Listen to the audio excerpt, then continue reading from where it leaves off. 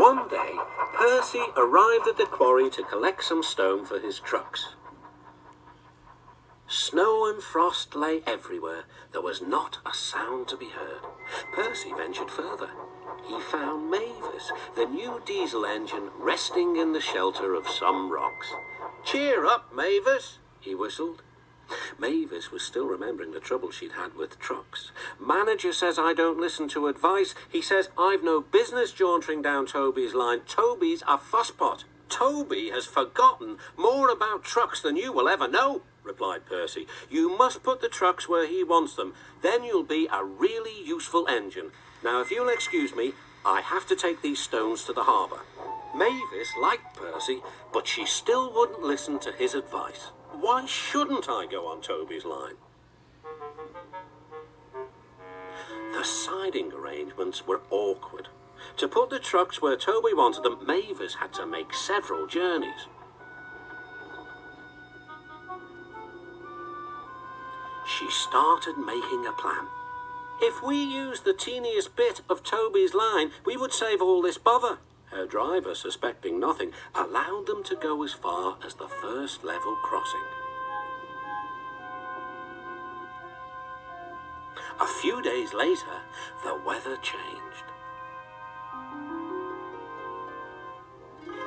As the snow melted, the quarry grew busy again. Some trains were so long that Mavis had to go beyond the level crossing. Now for her plan. She would go further down the line without it seeming her fault. "Can you keep a secret?" she asked the trucks. Yes, they chattered. "Will you bump me at the level crossing and tell no one I asked you?" The trucks promised. But whilst Mavis was away, Toby arrived. He decided to shunt the trucks himself. The trucks decided to bump him anyway. They reached the level crossing and Toby's brakes came on. This was the signal for the trucks.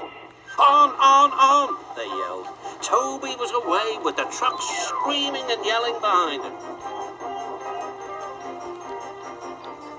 No one realized that melted snow had turned a stream into a torrent and the bridge above it was about to collapse.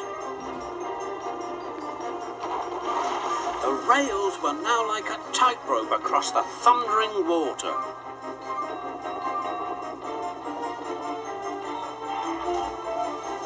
Stop, cried Toby. His driver fought for control. They came nearer and nearer to the bridge. The driver braked hard. Toby stopped, still on the rails, but with his wheels treading the tightrope over the abyss.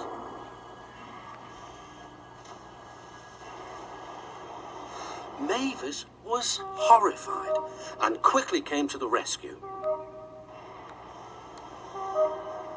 Workmen anchored Toby with chains while she pulled the trucks away. Then she helped Toby to safety.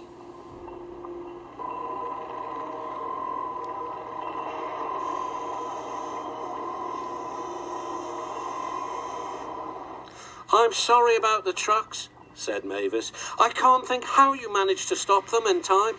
"Oh, well," said Toby, "my driver told me about circus people who walk tightropes, but I just didn't fancy doing it myself." Later, the Fat Controller arrived. "A very smart piece of work," he said. "Mavis, you did well too, I hear." It was my fault about those trucks, sir," she faltered. "But if I could..." "Could what?" "Come down the line sometime, sir. Toby says he'll show me what to do." "Certainly," replied the Fat Controller, "if your manager agrees." And so it was arranged. Now Mavis is as happy as can be, and the Fat Controller thinks she's really useful indeed.